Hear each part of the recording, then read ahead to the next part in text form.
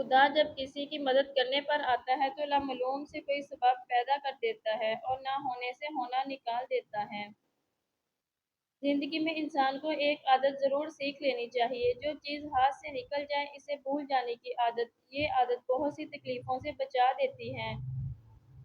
ہم زندہ بندے کو تو روٹی نہیں دیتے مگر مرے ہوئے کے نام پر دیگیں دے دیتے ہیں۔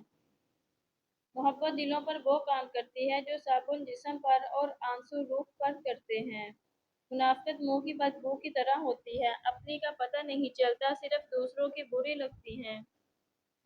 صبح کی نیند انسان کے ارادوں کو کمزور کرتی ہے۔ منزلوں کو حاصل کرنے والے کبھی دیر تک سویا نہیں کرتے۔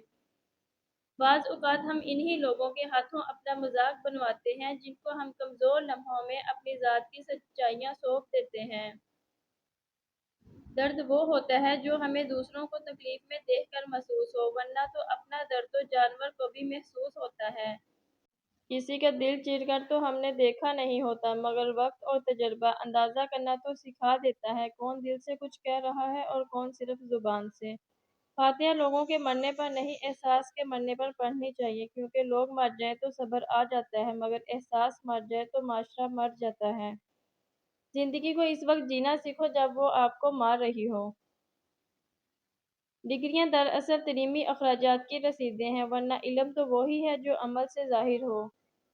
جتنا مل جائے قبول کر لینا چاہیے، ہو سکتا ہے یہ بھی ہماری اوقات سے زیادہ ہو، ہم تو گناہ گار بندے ہیں، اس کا فضل تو ہر وقت ہمارے عیب چھپاتا ہے۔ مسلمانوں کے نہ رکنے والے زوال کی وجہ یہ ہے کہ ہم نے آسانیاں تقسیم کرنے کی بجائے رکاوٹیں کھڑی کرنے کا فن سیکھ لیا ہے۔ جس چھاؤں سے عزت نفس زخمی ہو اس چھاؤں سے دھوپ ہی بہتر ہے۔ ہم اللہ تعالیٰ کو ایک مانتے ہیں مگر ہم اللہ تعالیٰ کی ایک نہیں مانتے۔